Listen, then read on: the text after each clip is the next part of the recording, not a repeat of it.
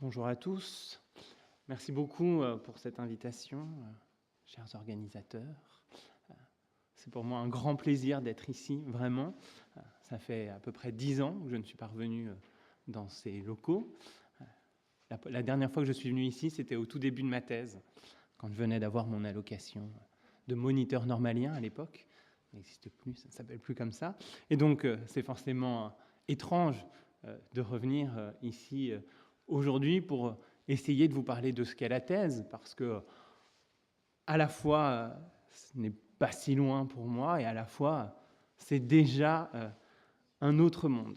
Alors, pour vous parler de la thèse, les organisateurs ont eu la gentille imprudence d'intituler mon intervention « Le discours de la méthode ».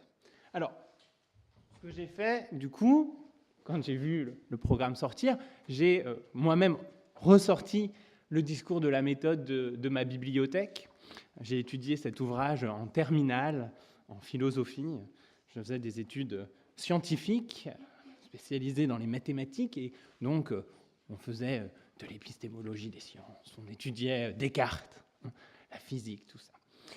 Bon, et je me suis dit que c'était une référence prestigieuse, mais qu'évidemment, je ne pourrais pas tenir la comparaison, une seule seconde, c'est impossible. Que fait Descartes dans le discours de la méthode?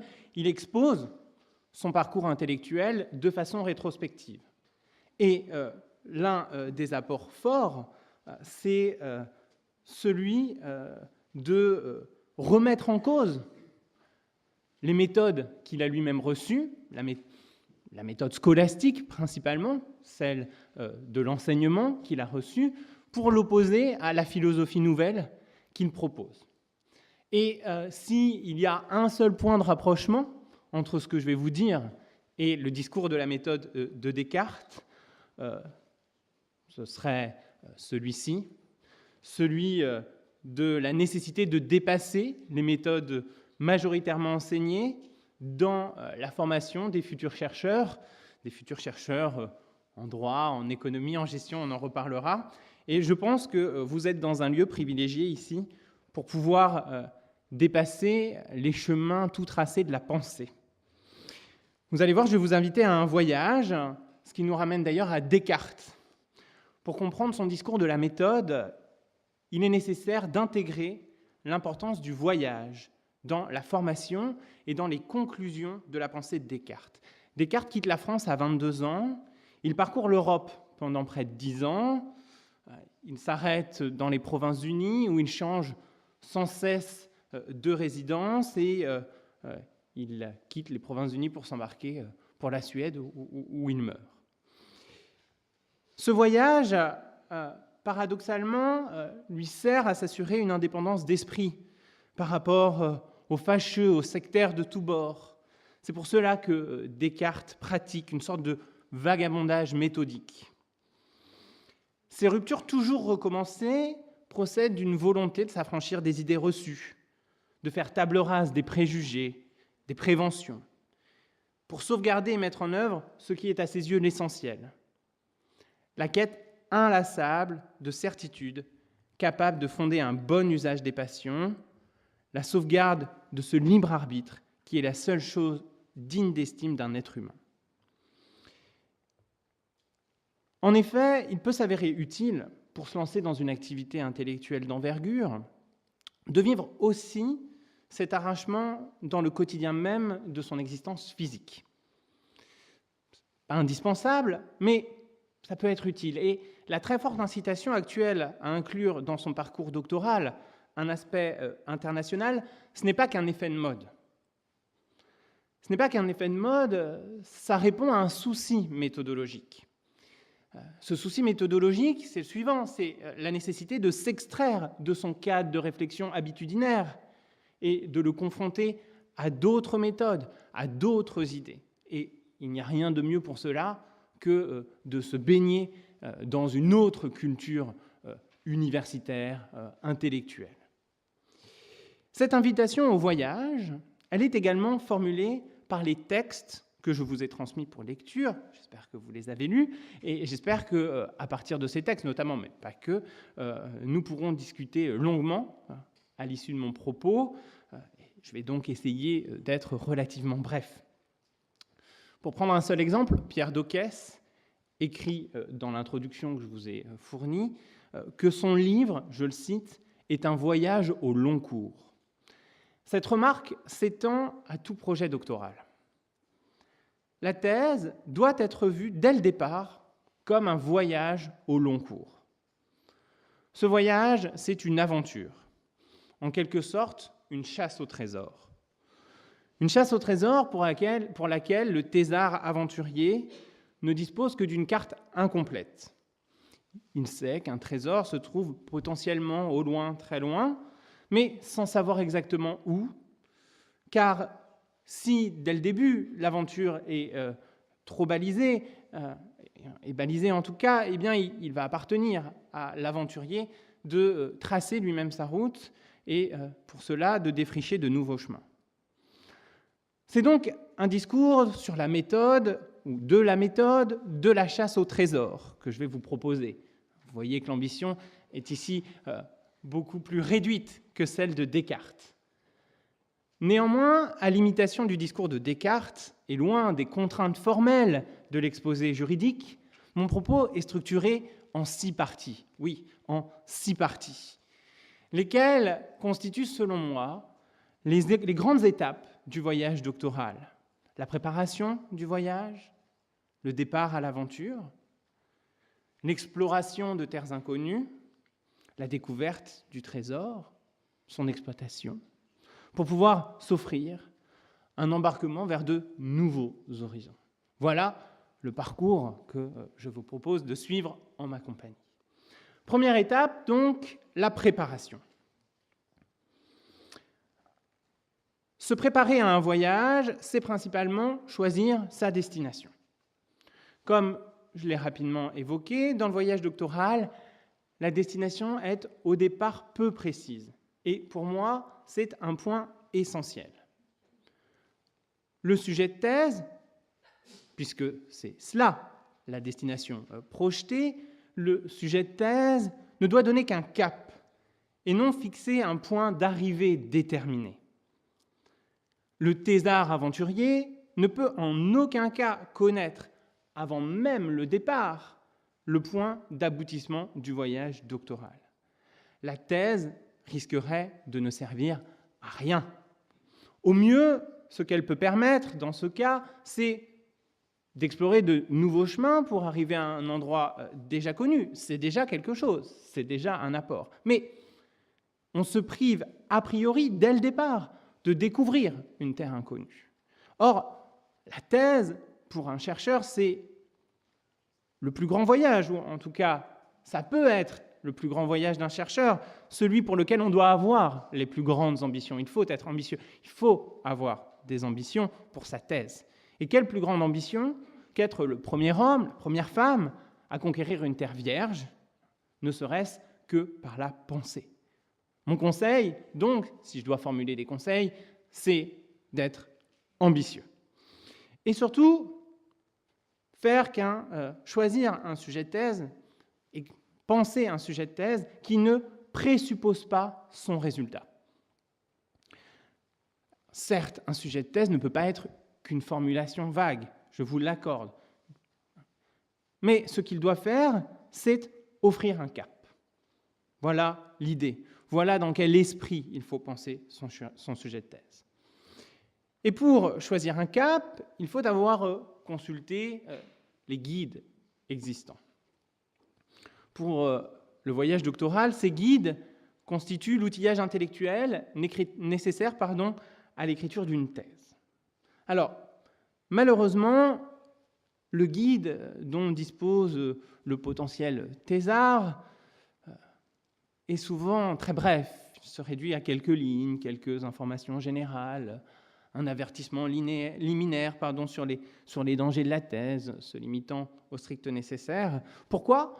Parce que le guide de la thèse, c'est avant tout un guide méthodologique. Or, les questions méthodologiques n'occupent qu'une place marginale dans la formation du futur chercheur, que ce soit un chercheur en droit, en économie, en gestion, pour ce qui vous concerne, mais c'est particulièrement vrai dans ces disciplines.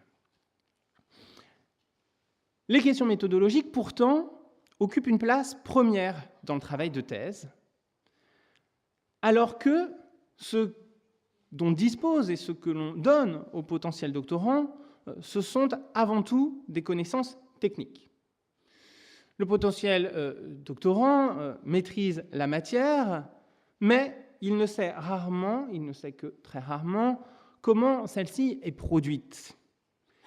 Pour continuer dans la métaphore du voyage, s'il connaît la carte des terres explorées, il ignore souvent de quelle manière elle a été tracée. Or, la première étape du travail doctoral, dans la préparation même de la thèse, eh bien, la première étape, c'est de s'interroger sur les méthodes d'élaboration du savoir que l'on cherche à questionner. Pourquoi ? Parce qu'il faut pouvoir prendre de la distance par rapport à son propre travail. Il s'agit donc de connaître les pratiques de la communauté des chercheurs de sa discipline afin de pouvoir les interroger.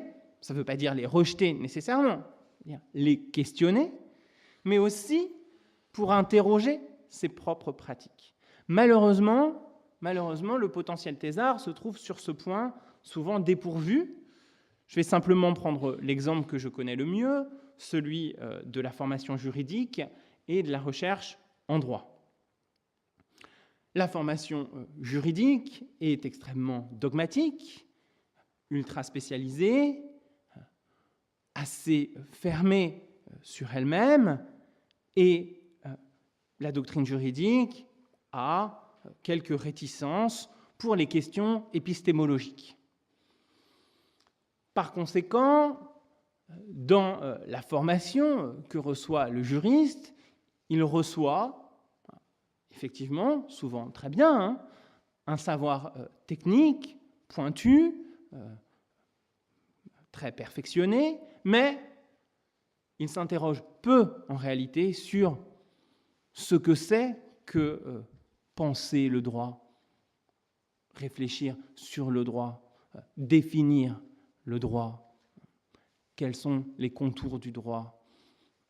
Tout ça, ce sont des questions qui sont rapidement évacuées. Et encore, ces questions, ce n'est vraiment que la pointe la plus visible des questions méthodologiques qu'il faut se poser avant même de se lancer dans une thèse.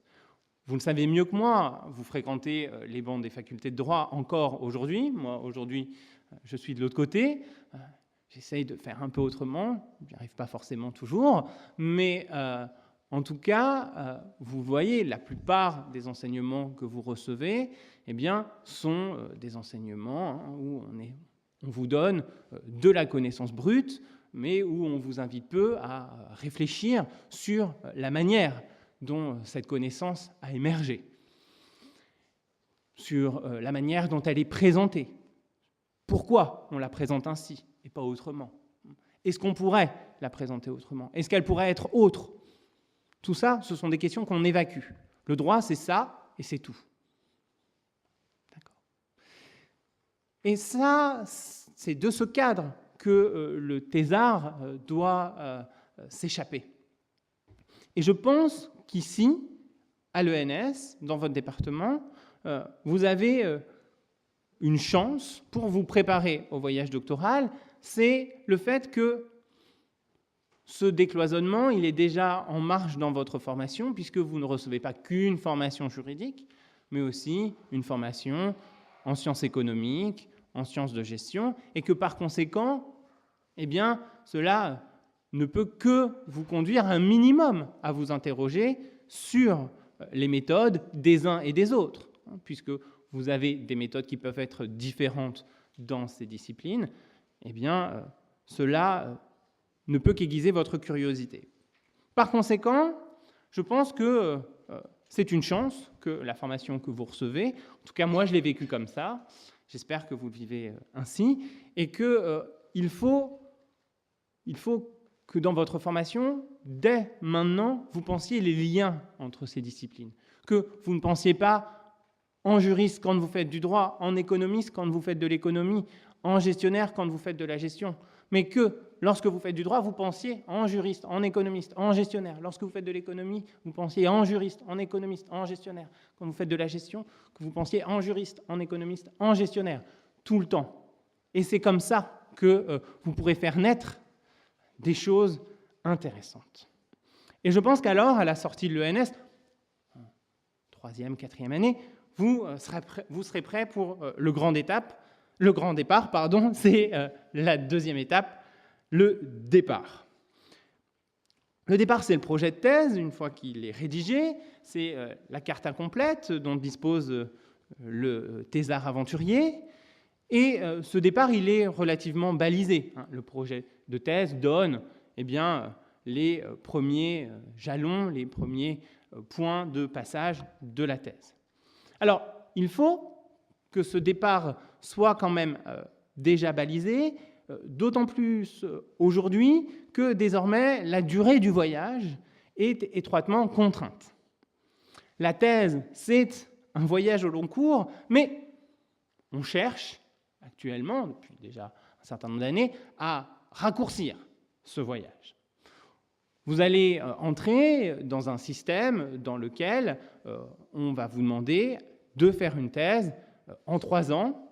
Alors, elle va, dans les sciences sociales, pouvoir durer un peu plus longtemps, d'accord ? 4 ans, 5 ans, 6 ans, mais ce sera le grand maximum. C'est fini, les thèses qui durent 7 ans, 10 ans, 12 ans, 15 ans. Aujourd'hui, ça va devenir quasiment impossible. Mais il va falloir tendre vers les 3 ans. Par conséquent, il s'agit de donner quand même, dès le départ, un certain nombre de garanties sur la possibilité d'atteindre le cap lointain. Après, on ne sait pas exactement où on va aller, mais de pouvoir assez rapidement se diriger vers ce cap. Et pour pouvoir respecter les délais impartis, le sujet de thèse doit donc avoir été bien pensé, je vous renvoie à ce que je viens de vous dire, et il doit continuer au départ à être pensé. Quand on est encore dans la thèse, il faut continuer sa formation méthodologique pour combler les lacunes de la formation initiale. Au début de la thèse, il faut lire des travaux méthodologiques en parallèle de son terrain ou du dépouillement de ses sources. Il ne faut pas se dire « mes 6 premiers mois de thèse, c'est mon terrain, mes sources. » Non. Il faut que vous continuiez à lire des travaux épistémologiques, méthodologiques, pour pouvoir justement questionner en permanence vos propres pratiques. Et durant ces premiers mois, dans vos lectures, il ne faut pas hésiter déjà à regarder un peu sur les côtés. Il faut, dès les premiers mois, aiguiser sa curiosité. Alors, avant de s'aventurer sur des chemins méconnus, je pense que les premiers mois de la thèse ne doivent pas tout de suite vous conduire complètement ailleurs. Il faut d'abord aiguiser sa curiosité et ensuite, vous pourrez véritablement vous lancer à l'aventure. C'est la 3e étape, l'exploration. C'est là vraiment que l'aventure commence. Et cette aventure, ce n'est pas une aventure en solitaire. Il est certain que le thésard, notre aventurier, se retrouve le plus souvent seul devant les épreuves. Et que c'est un travail avec soi-même aussi que la thèse. Mais s'il est seul devant les épreuves, il doit pouvoir compter sur une équipe qui est à distance, plus ou moins lointaine, mais avec laquelle il peut régulièrement, et il doit régulièrement entrer en contact, parce que c'est grâce à cette équipe qu'il pourra aussi se sortir d'un certain nombre d'embûches, de questionnements intellectuels qui peuvent lui paraître à lui seul insolubles. Alors ce groupe de soutien, il est plus ou moins étoffé, il dépend de son sujet, de son environnement, mais il contient quelques personnes clairement identifiées, quelques institutions aussi clairement identifiées, évidemment un directeur de thèse, une directrice de thèse, qui accompagne le thésard, qui joue un rôle clé, et ça c'est quelque chose d'important aussi. Je reviens à la préparation, il faut bien choisir son directeur de thèse. Et donc, il faut lire ce qu'a écrit votre potentiel directeur de thèse. Il faut discuter avec lui, voir s'il est disponible. S'il n'est pas disponible au début, il risque de ne pas l'être du tout pendant le voyage. Or, c'est à ce moment-là que vous aurez le plus besoin de lui. Il ne faut pas juste le choisir sur son nom. Son nom, c'est important. Son nom est important, effectivement, c'est certain. On va le voir parce qu'il va vous permettre de vous constituer des réseaux. Mais son nom seul ne lui permettra pas au thésard de faire une bonne thèse. D'accord ? Il faut sans doute choisir un nom, mais pas qu'un nom. Un nom qui vous corresponde, dont les travaux vous intéressent, vous correspondent, dont le mode de fonctionnement vous correspond. Au-delà du directeur, vous allez être immergé dans un laboratoire, et un laboratoire de recherche aussi a un rôle important dans l'accompagnement du thésard, et il faut aussi, dans la mesure du possible, choisir sa thèse, son directeur, en fonction de l'environnement dans lequel on va rédiger sa thèse. Et donc il faut regarder sur quoi travaille le laboratoire, quels sont les réseaux dans lesquels il est inséré, qui sont les autres membres du laboratoire avec qui on va pouvoir entrer en relation pour son propre travail. Tout ça, c'est des choses dont on parle assez peu dans la formation antérieure, parce que jusqu'au Master 2, et même encore en Master 2, un laboratoire de recherche, ça ne vous parle pas. Vous ne savez pas vraiment ce que c'est. En Master 2, rapidement, ça dépend des laboratoires. Eh bien, il faut avoir la curiosité de s'interroger sur cet environnement. Vous aurez un environnement plus large, une école doctorale, des autres doctorants, et ça, c'est très important. Il est important, durant sa thèse, de parler. On est tout seul, peut-être, mais il faut parler de son sujet, et il faut en parler spécialement aux autres doctorants, qui se posent peut-être les mêmes questions que vous, alors sur un sujet différent, mais c'est en communiquant que vous réussirez à dépasser, à trouver des réponses et à être innovant. Il est très important durant sa thèse, en effet, d'être inséré dans des réseaux. Il faut s'insérer dans des réseaux, il faut se constituer des réseaux. Alors, c'est un comportement stratégique pour la suite, évidemment, mais c'est aussi un élément qui est extrêmement important pour la thèse elle-même. Ces réseaux, ils vont vous servir justement à parler à des gens à qui vous n'auriez jamais parlé de votre sujet. Et ces gens, ils vont vous proposer des méthodes, des lectures, des objets dont vous n'auriez jamais entendu parler. Et donc, c'est pour ça qu'il est important de, sur son terrain, de parler à d'autres, de surtout fréquenter des manifestations scientifiques. Les colloques, ça sert à ça. Ça sert à aller rencontrer des gens, surtout. Écouter un peu, parfois c'est intéressant, pas toujours, parfois, mais ça va vous servir à parler, à confronter ce sur quoi vous travaillez, la manière dont vous travaillez, avec ce que font d'autres, et d'autres qui adoptent peut-être des méthodes radicalement différentes des vôtres, et ça vous permettra, là, justement, d'interroger vos propres pratiques. Alors, le problème, puisqu'il peut y avoir un problème, c'est que l'ensemble de ces institutions et de ces individus ont tendance à guider un peu trop, parfois, le doctorant sur un chemin tout tracé. Il est important que le thésard s'engage lui-même dans les méandres de la réflexion et non qu'il suive exactement les routes que tracent pour lui ces institutions et ces individus. Votre thèse, ce sera votre thèse, pas celle de votre directeur, pas celle de votre laboratoire. Et ça, c'est important. C'est vraiment le cœur même de ce qu'est la thèse, et si vous deviez retenir une seule idée de mon propos, ce sera celle qui va suivre. Il faut sortir des sentiers battus, du cadre dans lequel vous êtes enfermé de par la formation que vous recevez nécessairement. Il faut sortir des sentiers battus de votre discipline afin d'enrichir votre réflexion d'apports extérieurs. Et ça, c'est l'idée force des 3 textes que je vous ai proposé de lire. Ouvrez-vous au savoir du dehors, c'est ce qu'écrit Alain Suppiot. Investissez les espaces entre votre discipline et les autres sciences sociales. C'est ce que mettent en avant pour le droit Guillaume Calafa, Arnaud Fossier et Pierre Thévenin. Sortez du mainstream, dont les limites sont exposées par Pierre Dockès. Je ne dis pas, et entendez-moi bien sur ce point, je ne dis pas qu'il faut rejeter en bloc la doxa majoritaire dans votre discipline. Je dis qu'il faut l'interroger en la confrontant à d'autres méthodes.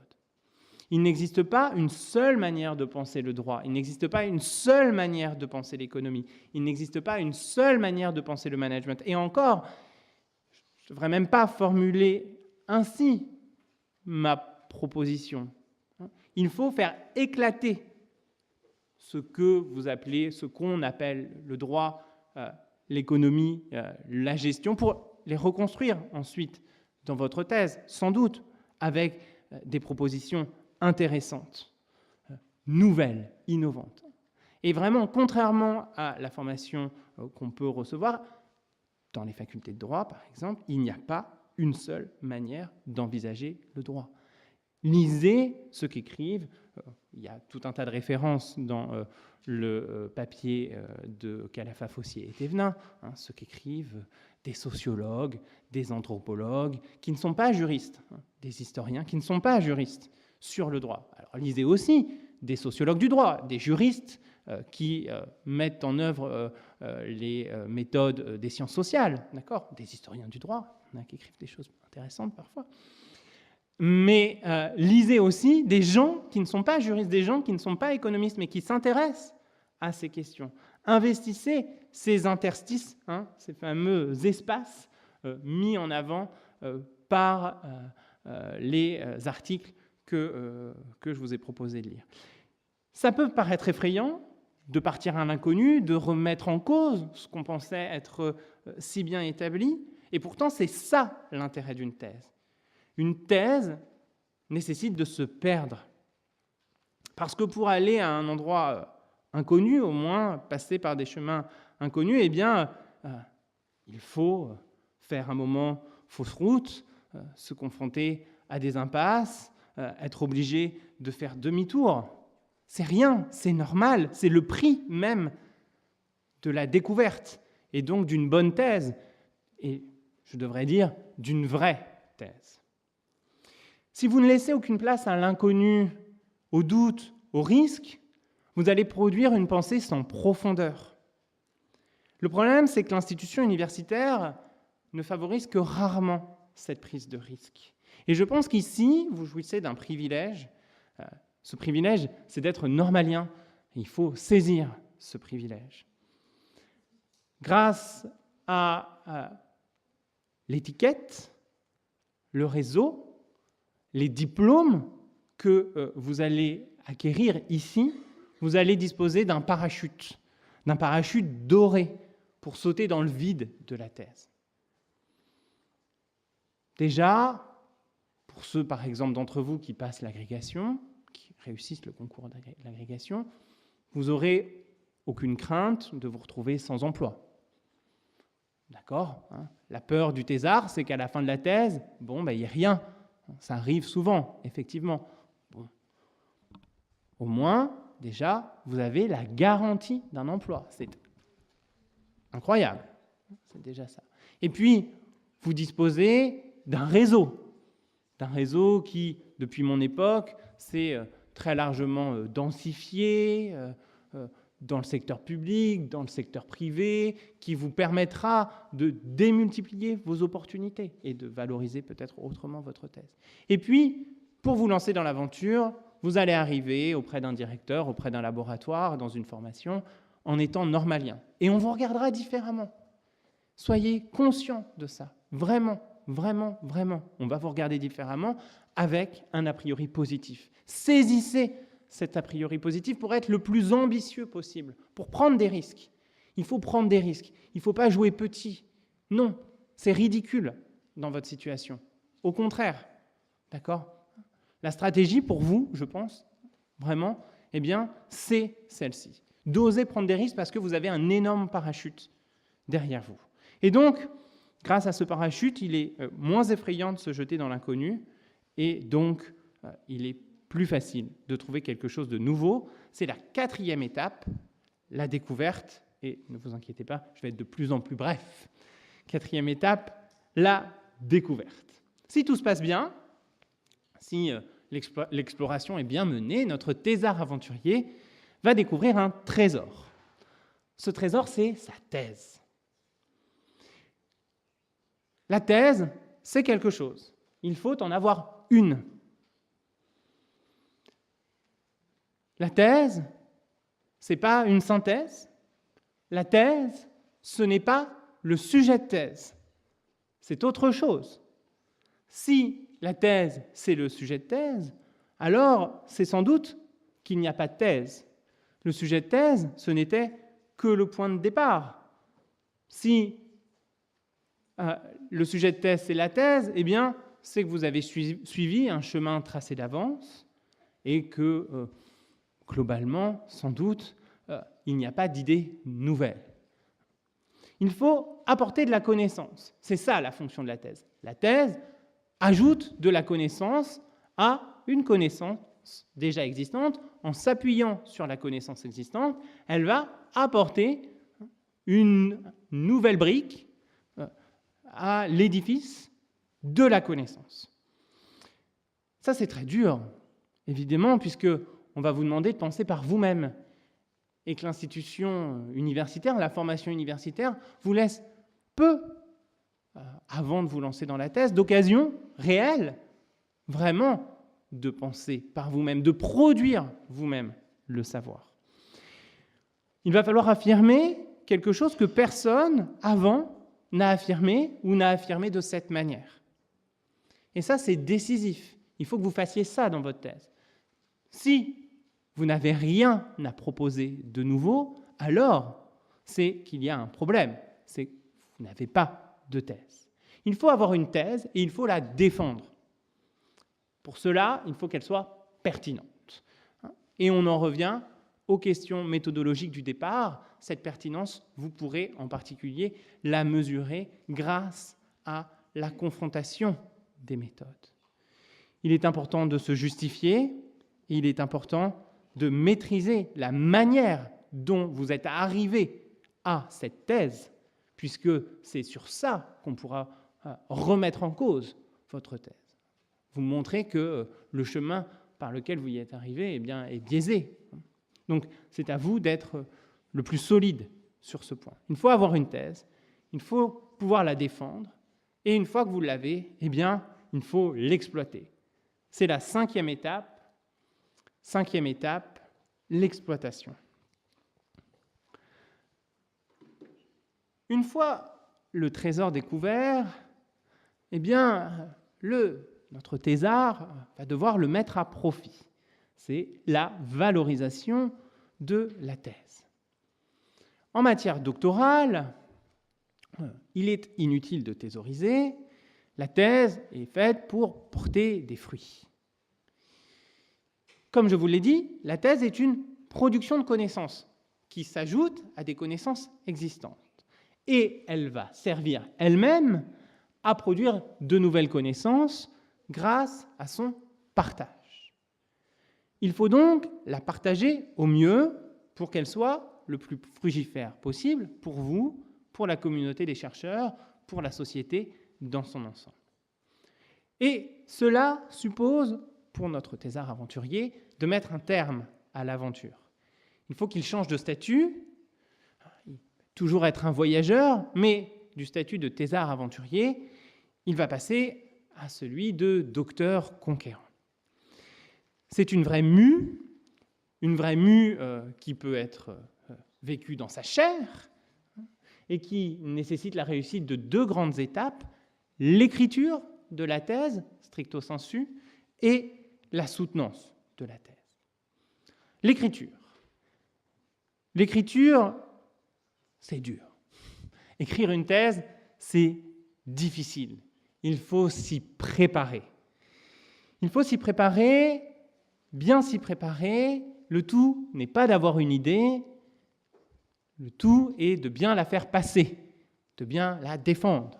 Et ça passe très fortement par l'écriture de sa thèse. Alors cette écriture est une écriture contrainte.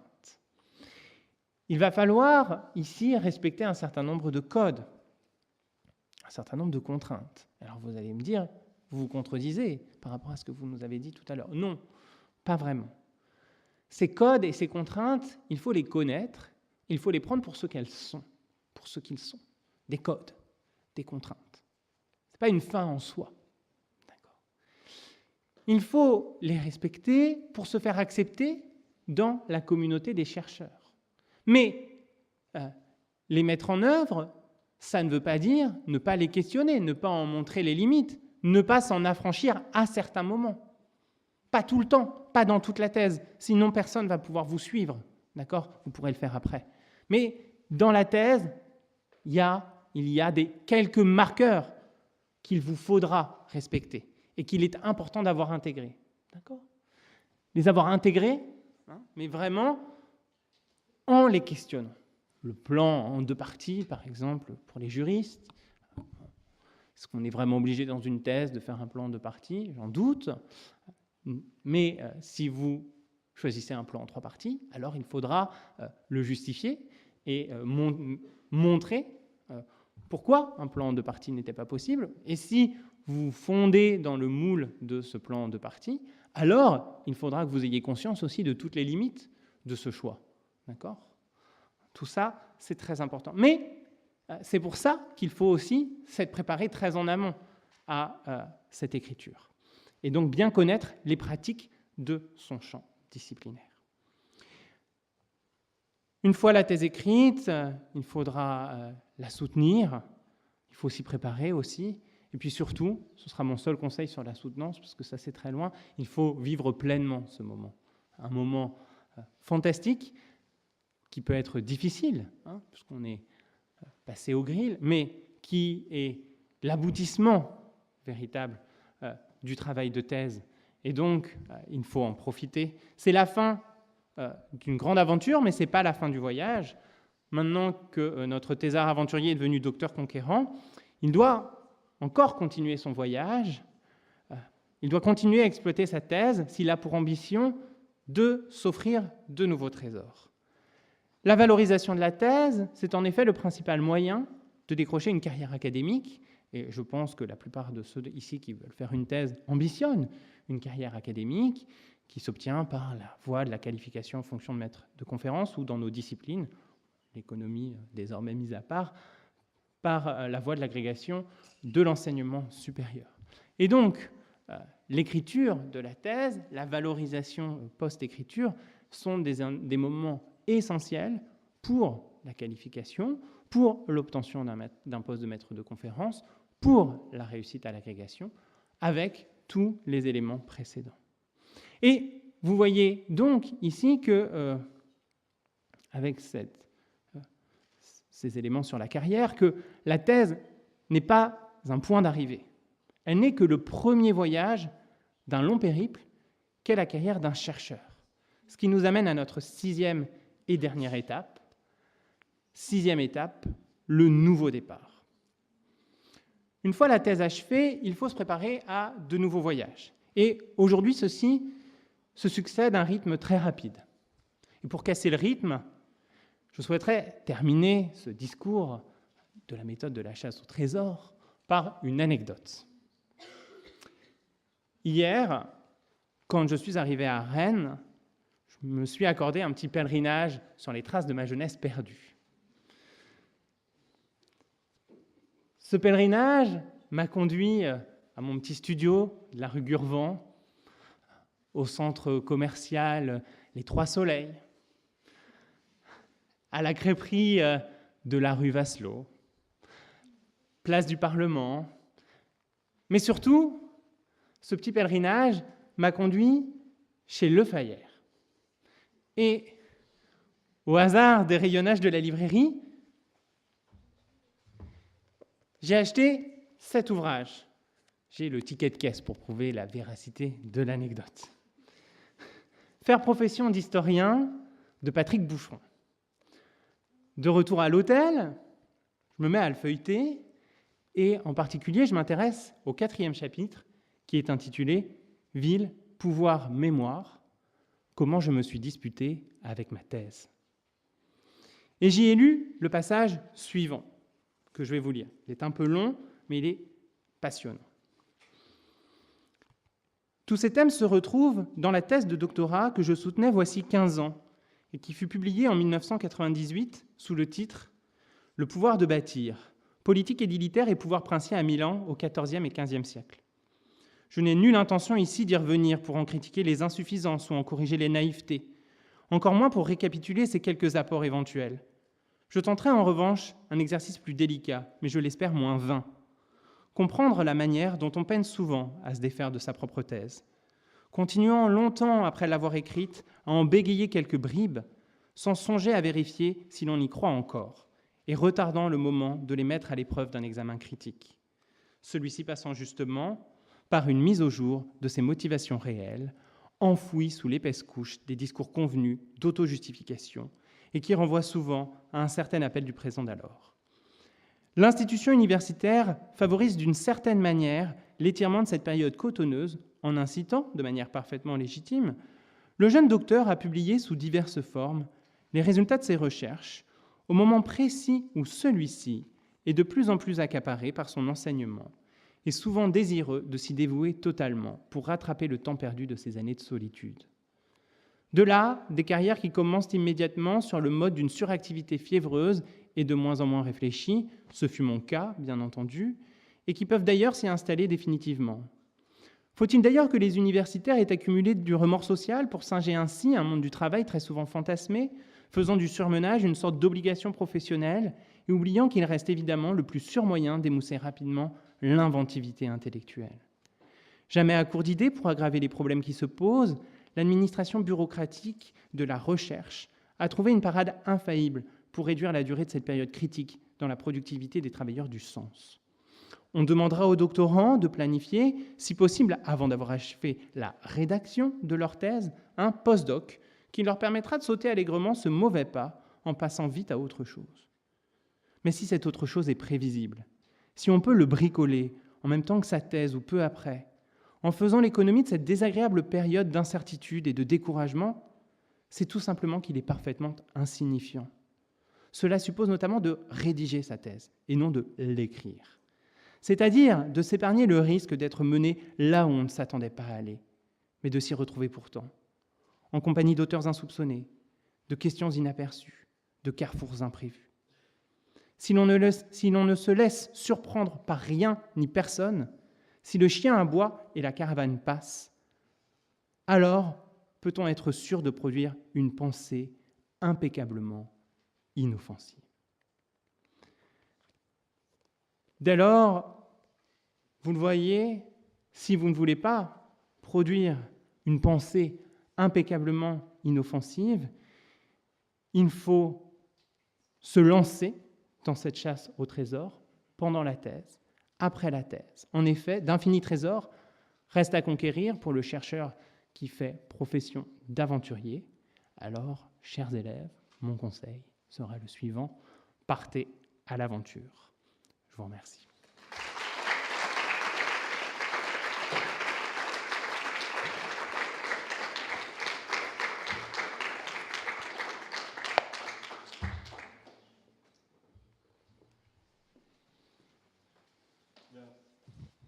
Merci Xavier. Reste là. Ah. Bon, c'était un peu étrange ce qu'il a raconté, non? Vous n'avez pas trouvé? Moi, je trouvais ça un petit peu étrange, parce qu'il était censé venir parler d'une thèse. En fait, je me demandais s'il ne parlait pas de lui-même. Si. Et alors après, je me suis dit, Descartes qui nous a quand même tous marqués, mais Descartes contre qui toute la pensée contemporaine s'est arc-boutée. Je rappellerai peut-être la citation de Jacques Lacan, il faut lire Descartes comme un cauchemar pour faire apparaître derrière la culture, dans les mots que l'on apprend, dans nos livres, autre chose, peut-être un peu quelque chose comme une autre conception du sujet.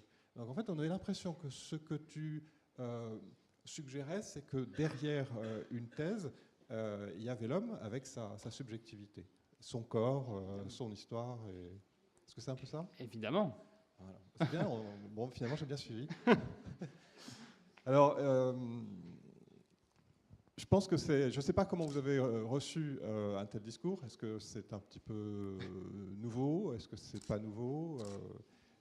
Je pense que vous avez là l'occasion de lui poser un certain nombre de questions. Et par exemple, est-ce qu'il dit vrai? Est-ce que c'est vrai ce qu'il raconte? Est-ce que c'est vraiment son histoire? Alors, est-ce qu'il y a des questions? Il faut qu'il y en ait. Il faut qu'il y en ait. C'est même pas une question. Elle est rhétorique, cette question. Alors, il faut poser votre question dans le micro pour les besoins de la technique.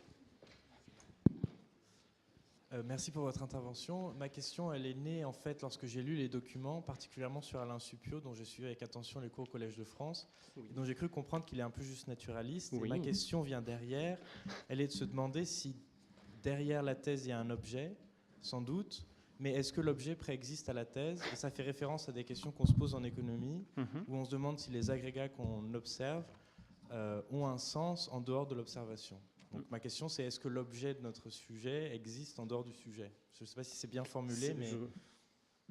Merci monsieur, je vois exactement ce que vous voulez dire. Je vous confirme vos analyses sur les écrits d'Alain Suppiot, très inspiré d'un historien du droit célèbre qui s'appelle Pierre Legendre, qui mêle histoire du droit et psychanalyse, donc je vous invite à lire les écrits.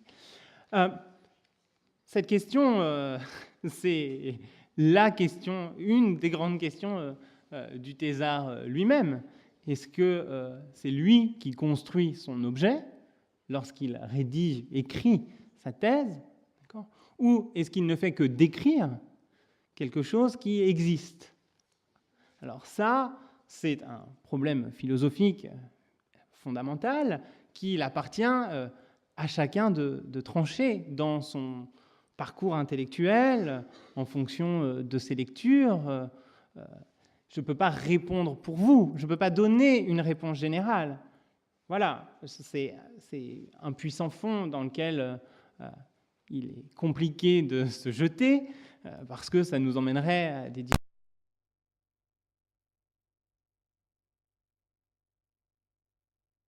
une démarche réflexive sur ce qu'on fait. Et donc, ce qui compte, pour moi, c'est d'être conscient qu'on fait ça. Donc, ma réponse, ce sera presque peu importe, dès lors que vous êtes convaincant, mais sachez que vous faites ça. Soyez pas juste naturaliste sans le savoir. C'est ça le pire. C'est vraiment... voilà. Si on est juste naturaliste, il faut qu'on en soit conscient et qu'on voit ce que ça peut apporter et quelles en sont les limites. D'accord? Donc, je ne sais pas si je ne réponds pas vraiment à votre question, mais je ne pourrais pas y répondre mieux, globalement. Peut-être une question plus précise ou un conseil d'historien, puisque je crois avoir compris que vous faites de l'histoire du droit. Oui. Et moi, je me mouille un peu d'histoire des finances publiques, donc d'un point de vue économique. Donc l'endroit où la norme définit véritablement son objet, je pense que ce n'est pas possible de faire plus, en particulier en économie. Et ma question, c'est si on ne sait pas vraiment si l'objet existe, quelle peut être l'ambition de réaliser une histoire d'un objet dont on ne sait pas vraiment s'il existe, qu'est-ce qu'on peut en tirer? Il vous appartient de le construire dans ce cas-là, justement. Oui. Et de voir comment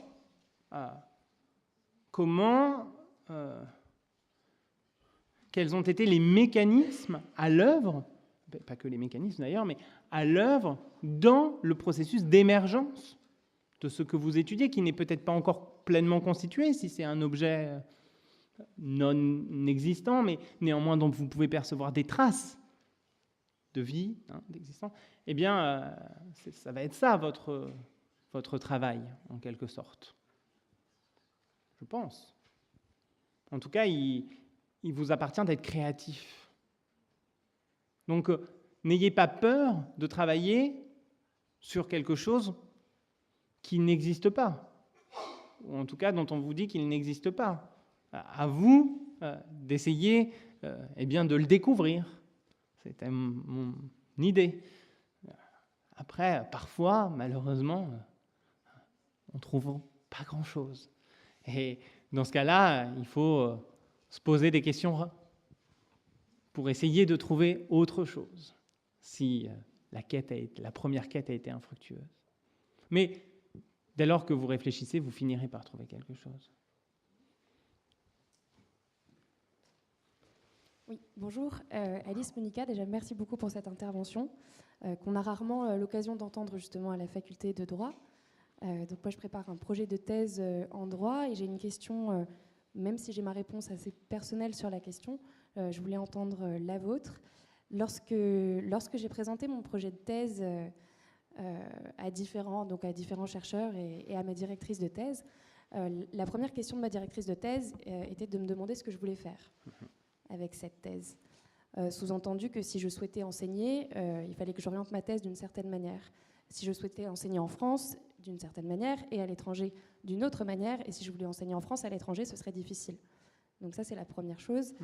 La deuxième question qu'on m'a posée, c'est « Avez-vous vérifié que le sujet est qualifiable ?» Voilà. Et donc, j'aimerais bien avoir votre point de vue là-dessus, et je pense que ça pourrait aussi être utile pour les futurs candidats à des CDSN ou futurs chercheurs. Merci beaucoup. Ce sont évidemment des questions indispensables. C'est la première question que je pose aux gens qui viennent me voir et qui veulent faire une thèse. Pourquoi vous voulez faire une thèse? Parce que ça fait partie des contraintes que je vous ai indiquées pour la rédaction de la thèse, mais ça se pose même sans doute dès la formulation. Eh bien, on ne calibre pas de la même manière une thèse en fonction des ambitions qui sont attachées à ce travail doctoral. Une carrière académique, pas de carrière académique. Pas de carrière académique permet de se départir des contraintes du milieu académique, de l'université en particulier. Une carrière académique en France, effectivement, une carrière académique à l'étranger. Les contraintes sont différentes dans les deux cas. Donc tout ça, ça doit être pris en compte. Alors, ça va être pris en compte, surtout, je pense, à travers la formalisation de la thèse. Le choix de votre sujet reste globalement libre. Un sujet qualifiable, pas qualifiable, alors effectivement, il y a dans nos disciplines des sous-champs très identifiés et d'autres qui ne le sont pas. Et donc, l'hyperspécialisation des juristes en particulier, puisque c'est votre cas, c'est le mien, conduit à cet effet que, eh bien, si l'on n'entre pas dans le cadre d'une sous-spécialité extrêmement déterminée et qu'au contraire, on essaye de faire éclater ces compartimentages qui sont artificiels, en réalité, en grande partie, eh bien, on risque de n'avoir aucun spécialiste au CNU qui peut rapporter sur sa thèse, et donc de se retrouver en porte-à-faux pour être qualifié. Alors, je dirais qu'il y a une vérité en cela, mais qu'elle peut être très simplement dépassée. À savoir que si vous faites une vraie thèse, cette thèse, elle sera qualifiée. D'accord? Sinon, effectivement, il faut impérativement rentrer dans tous les cas. Si votre thèse, c'est la synthèse de, je ne sais pas moi, droit fiscal, non, je ne vais pas prendre ça quand même, mais droit des sûretés internationales dans les pays en développement, ultra précis, il y a un prof qui siège au CNU qui fait que ça, bon, et que vous citez tous ces articles et que vous montrez à quel point sa pensée elle est brillante, bon, peut-être vous aurez une chance d'être qualifié. Mais, je ne sais pas. Non, mais c'est caricatural, évidemment. Non, mais ce que je veux dire, c'est que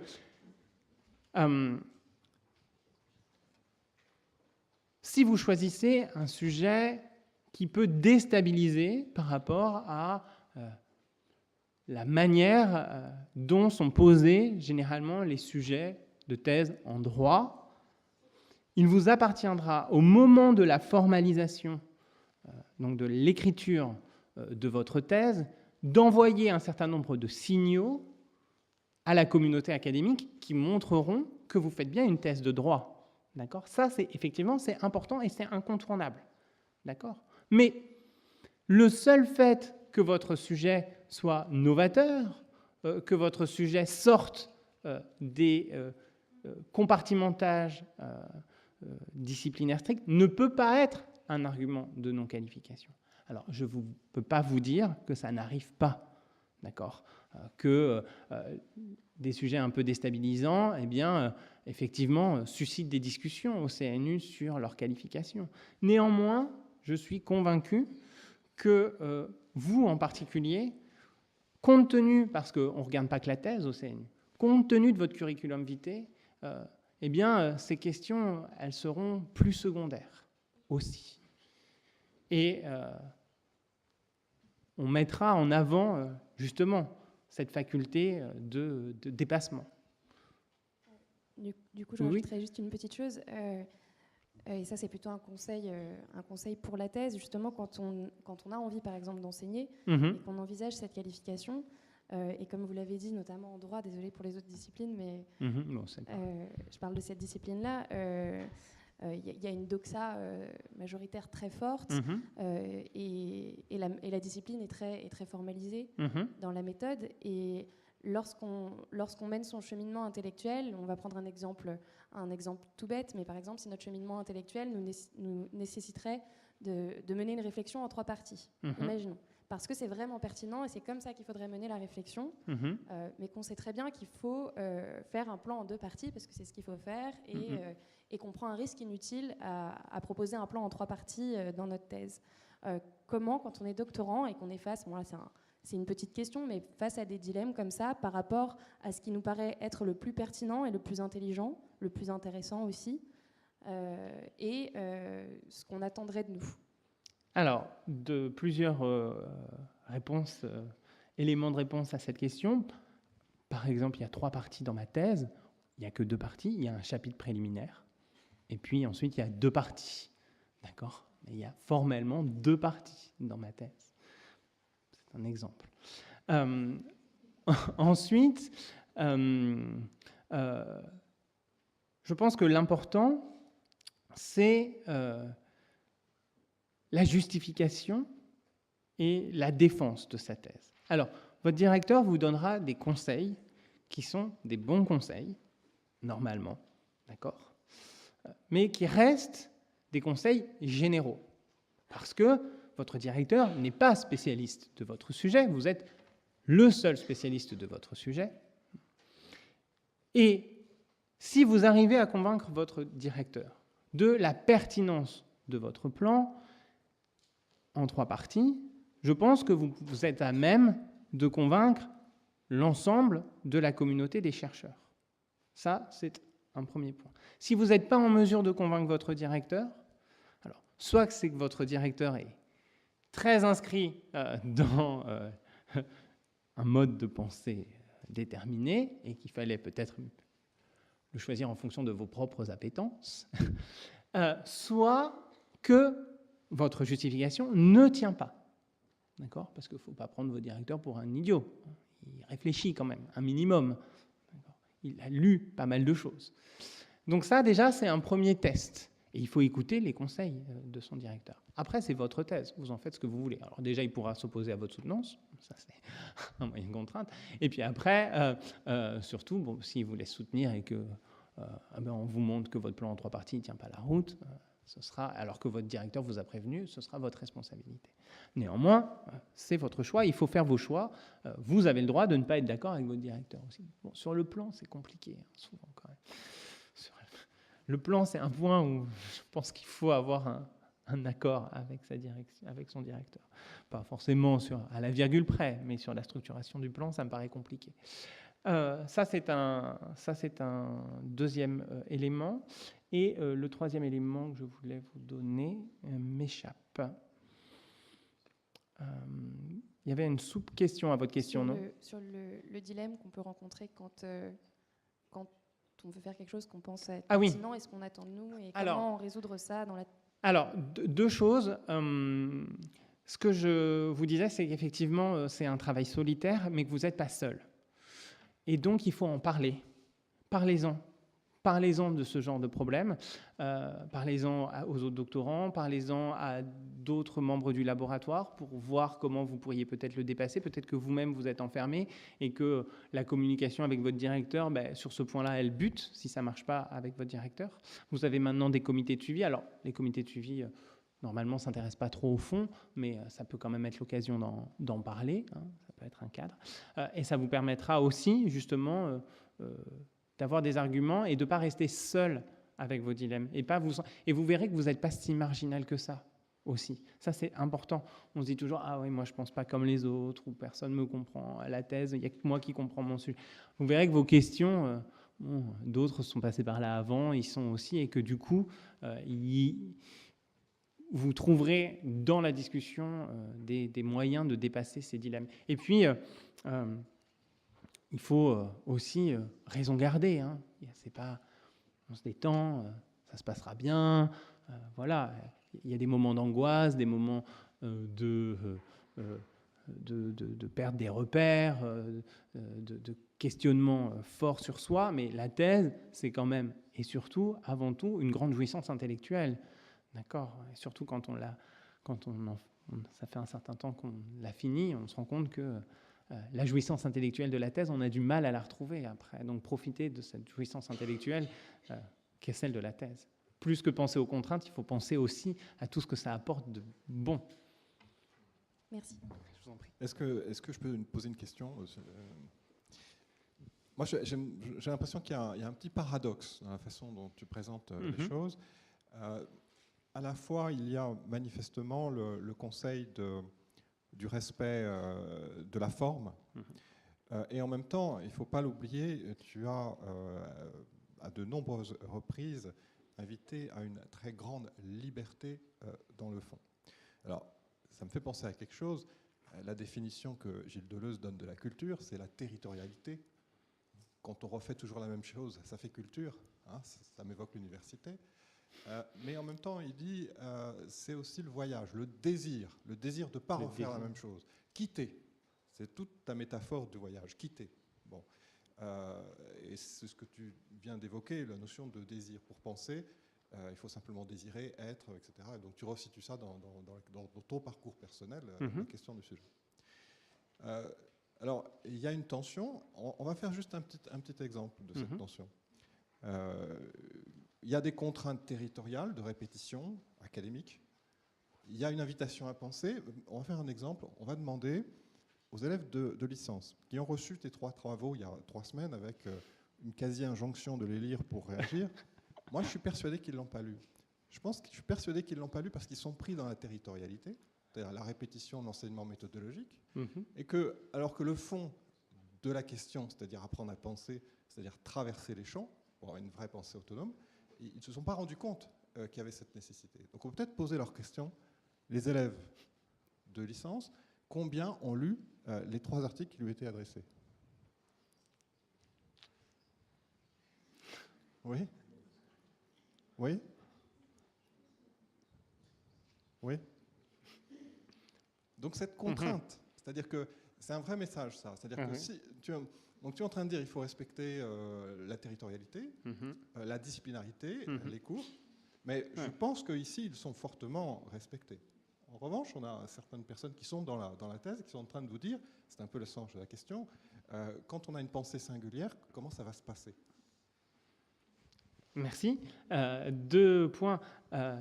Alors, sur l'anecdote de la non-lecture, qui n'est pas qu'une anecdote, c'est lié en grande partie aussi à la manière dont est faite la formation universitaire en France aujourd'hui, et spécialement dans les facultés de droit, où on vous demande d'apprendre un cours et de le restituer, d'accord ? On ne vous demande pas de vous interroger. Et ça, c'est dommage, je peux le comprendre pour la licence. Après, pour le master, c'est vraiment encore plus problématique. Et donc, je vous invite à lire, quand vous êtes à l'ENS, vous pouvez, et c'est comme ça que vous sortirez du lot, vraiment. Donc, en tout cas, si vous voulez faire un projet doctoral, si vous voulez être avocat d'affaires, c'est pas forcément nécessaire, mais ce sera mieux pour vous, de toute façon. Vous serez plus satisfait intellectuellement de votre activité aussi, je pense. Et ensuite, sur cette tension que tu soulignes, je pense que cette tension, elle se résorbe après la thèse. Et que, après la thèse, on est beaucoup plus libre d'exprimer sa singularité intellectuelle. Mais que c'est une sorte de rite de passage, et que dans la thèse, il faut avoir sa singularité intellectuelle, c'est sa thèse, mais qu'il faut faire entrer cette singularité dans un certain nombre de cadres plus ou moins rigides, dont on peut s'affranchir à certains moments, mais qui permettent d'être acceptés par la communauté, puisque c'est une communauté que l'on désire, dans laquelle on désire être agrégé, d'accord, qu'on désire intégrer. Et que ça passe, évidemment, et peut-être malheureusement, la question reste ouverte, par quelques renoncements. Et que ces renoncements, j'espère que on peut ensuite, dans sa carrière académique, les évacuer. Alors plus ou moins rapidement, si on est maître de conférence et qu'on veut passer l'agrégation, et que pour avoir l'agrégation, il faut aussi envoyer un certain nombre de signaux, et donc on a encore de nouveau, on est contraint à un certain nombre de renoncements. Bon, alors maintenant, il y a d'autres voies qui se développent pour accéder au professorat, qui laissent une latitude plus importante. Et puis, alors après, quand on est professeur, normalement, on peut écrire un peu comme on veut, sur ce qu'on veut, le dire comme on le veut. Alors, bien sûr, il faut que ce soit méthodologiquement très assis, mais je pense que oui, effectivement, il y a une tension dans la thèse évidente, et que cette liberté, cette indépendance que j'appelle de mes voeux, eh bien, elle s'exerce dans un cadre contraint, ça c'est certain. Mais en même temps, quand tu choisis ces textes, tu choisis oui. Le texte, par exemple, d'Alain Supiot, je rappelle oui. quand même qu'il est professeur au Collège de France, oui. Ou de Pierre Decaisse, qui, pour moi, qui ne suis pas nécessairement un économiste, incarne quand même l'histoire de l'économie en France. Mmh. Donc, tu montres qu'il y a donc des modèles qui sont des modèles d'excellence. Mmh. Or, quand on regarde à la fois les écrits et la carrière de l'un et de l'autre, ils se manifestent par l'affirmation d'une singularité très forte dès leur thèse, et surtout une pluridisciplinarité. Il suffit de lire la thèse de Alain Supiot sur le juge pour se rendre compte qu'elle est en fait inspiré totalement des sciences sociales. Évidemment. Et c'était il y a quelques années, et il a été agrégé extrêmement facilement, assez tôt, et il a eu la carrière qu'il a. Donc, et l'un et l'autre, qui sont un petit peu au sommet de leur pyramide universitaire, écrivent quoi ? Ils écrivent qu'au fond, leur matière, l'économie, le droit, ne se situe pas dans une conception purement soit instrumentale, soit disciplinaire. Ils les situent dans les sciences sociales. Bien sûr. Donc il y a quelque chose là, une vraie leçon. Et la leçon, c'est de dire, mais si vous voulez suivre cette voie-là, cette voie de l'université, elle a été tracée. Effectivement, moi je suis convaincu par le fait que spécialement avec les élèves que j'ai en face de moi, il y a une facilité pour atteindre ce type de carrière un peu singulière, ou en tout cas de profil un peu singulier, parce que, eh bien, ce que je vous ai dit dans mon exposé, hein, vous bénéficiez d'un certain nombre de privilèges liés à votre statut. En tout cas, ce qui est certain, c'est que à la fois, ça existe, ces profils, mais à la fois, ils font aussi le constat de leur minorité, leur marginalité dans le champ disciplinaire. Mais je pense qu'ils sont aussi au fait de leur carrière, du fait de leur marginalité. Pour être élu au Collège de France, évidemment je pense qu'il faut inscrire le droit dans les sciences sociales, parce que qui élit quelqu'un au Collège de France? Les autres membres du Collège de France. Et si on est juriste dogmatique, c'est-à-dire qu'on explique le droit par le droit et uniquement par le droit, eh bien, à part un autre juriste, personne ne peut l'entendre. Et ça peut avoir une utilité, mais dans la communauté réduite des juristes, et ça ne permet pas aux autres de comprendre ce qu'est le droit. Et je pense que des travaux qui croisent le droit et les autres sciences sociales, puisque pour ma part, je considère que le droit est une science sociale, mais ça encore, c'est un point de vue qui n'est absolument pas partagé par la majorité des juristes, c'est comme ça que notre recherche pourra aussi profiter, être utile à l'ensemble de la société et à l'ensemble de la connaissance, et pas simplement au cercle étroit des juristes universitaires, éventuellement des juristes praticiens, dans la fonction de dialogue avec la pratique de la doctrine. Oui. Peut-être une dernière question, mais là c'est celle d'un économiste, parce que vous citez beaucoup le Collège de France, qui est sans doute la place des hérétiques en France, comme le disait Bourdieu. Mm-hmm.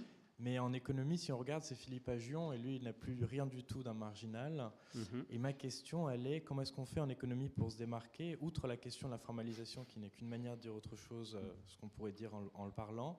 On a un problème en économie sur les hypothèses que l'on retient, et elles sont souvent induites par la formalisation. Mais ma question, c'est qu'est-ce que vous conseilleriez à un économiste qui est donc, assume d'être dans une position marginale, puis je vous présenterai mon projet tout à l'heure, comment s'intégrer au corps universitaire où précisément la violence des institutions s'exerce à l'encontre des marginaux? Alors, merci. Alors, tout d'abord, je pense qu'il ne faut pas se distinguer pour se distinguer. Il ne faut pas vouloir faire autrement juste pour vouloir faire autrement. D'accord ? Il faut que derrière cette volonté de faire autrement, il y ait un souci intellectuel, méthodologique, justifié, intéressant, pertinent. D'accord ? Donc ça, c'est un premier point. D'accord ? Ensuite, et là, ça va être d'être stratège en termes d'inscription dans les réseaux académiques qui vous permettront d'affirmer votre singularité. Et justement, par exemple, en choisissant un directeur de thèse qui soit quelqu'un qui a un mode de pensée marginal, sans doute dans son champ, mais qui est bien inscrit dans l'institution et qui bénéficie donc de cet ancrage institutionnel fort. Et il y en a. D'accord ? Alors après, en économie, il y a eu des grands débats sur le découpage institutionnel de l'économie ces dernières années, mais il y a des hétérodoxes, ils sont peu nombreux, mais qui ont des positions importantes, alors, ou en tout cas qui peuvent permettre d'avoir une voix qui porte et d'avoir une carrière. Je pense que voilà. Bonjour. Bonjour. Vous aviez évoqué le fait que l'après-thèse était véritablement un espace de liberté. Or, en cours de notre formation, on a souvent justement eu cette promesse constamment renouvelée que l'étape suivante est un lieu d'émancipation. Donc, tout d'abord, la première question à cet endroit-là est de savoir si il y a effectivement une réalité de cela, et si oui, quels sont véritablement les espaces de liberté justement du chercheur en droit, tant sur le plan territorial que thématique. Bien sûr. Alors, vous avez totalement raison, et moi, je suis encore dans cette espérance que la prochaine étape me permettra de me libérer encore plus. Et vraiment, ce que dit Boucheron, je me l'applique, ce rythme effréné, voilà, on enchaîne sans cesse des projets, on prend des responsabilités, on fait plein de...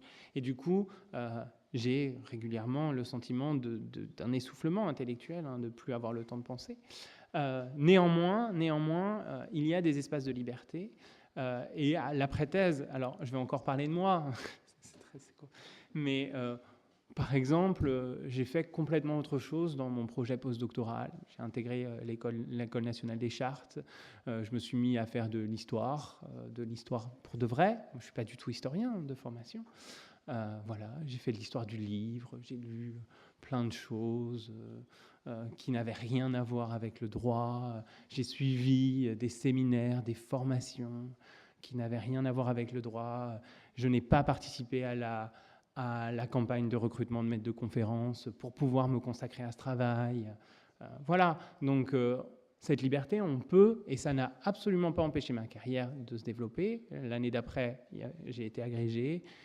Je suis professeur des universités, donc tout va bien.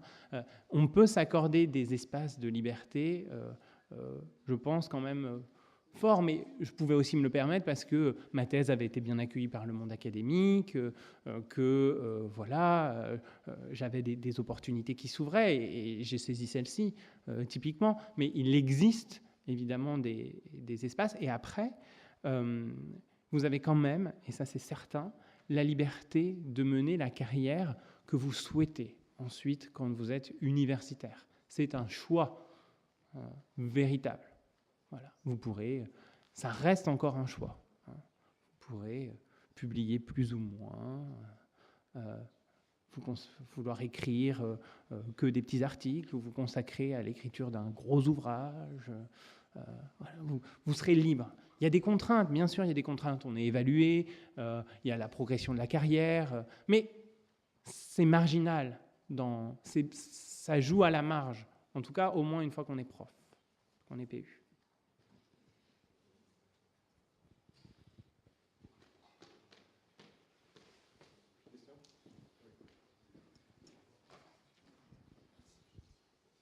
Oui, moi j'aurais une question un peu plus prosaïque qui concerne la similitude de certains sujets de thèse entre eux. Je pose cette question parce qu'il se trouve que je connais quelqu'un qui pense à abandonner sa thèse après s'être rendu compte que quelqu'un venait de soutenir sur un sujet qui était extrêmement similaire, avec une thèse extrêmement similaire à la sienne. Et je voulais savoir ce que vous pensiez de ça. Je sais qu'en plus vous avez travaillé sur Jacques Cujas pour votre thèse, qui est quelqu'un de très connu. Oui. Et si vous aviez eu cette peur-là, comment éventuellement prévenir cet écueil?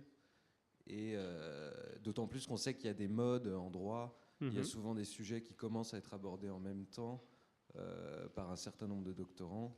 Et bon, voilà, je pense que... Oui, c'est un vrai sujet. Je pense que c'est une angoisse pour tout, ou le sujet qui périme, parce qu'on a mis trop longtemps à le faire. Ça, c'est un autre point. Mais alors, d'abord, maintenant, vous vivez dans un monde fantastique. Vous avez des outils qui, si l'institution universitaire fait bien son travail, vous permet de prévenir de tels risques. Vous avez un fichier des thèses, centrale des thèses, sur thèse.fr, qui vous permet de voir tous les sujets de thèse en cours et tous les thèses soutenues. Alors, c'est plus ou moins bien fait en fonction des universités, je vous l'accorde. Mais normalement, dès qu'un sujet est déposé, eh bien, il est inscrit dans ce fichier et donc c'est centralisé.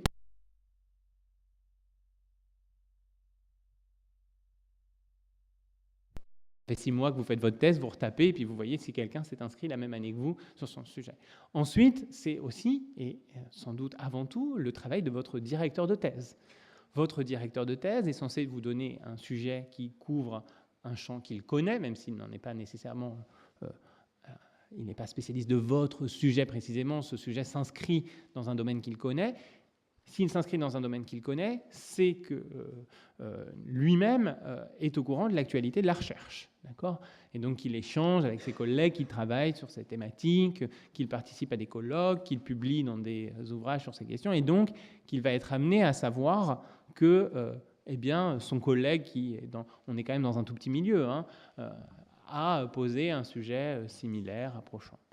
Dans ce cas-là, effectivement, il faudra soit réussir à soutenir le premier, soit surtout, je pense, de manière plus stratégique, réussir à se distinguer en repositionnant son sujet, en montrant que vous avez une approche différente. Mais bon, ça c'est dans la préparation, c'est en amont. Et puis maintenant, vraiment, les gens sont visibles. Ça devient très rare, les doctorants invisibles. déjà, moi-même à mon époque, moi je sais que l'époque, par exemple, de ma directrice, voilà, elle faisait sa thèse, son directeur lui avait interdit de participer au moindre colloque, d'écrire la moindre chose avant de soutenir sa thèse. Tout ça, c'est fini.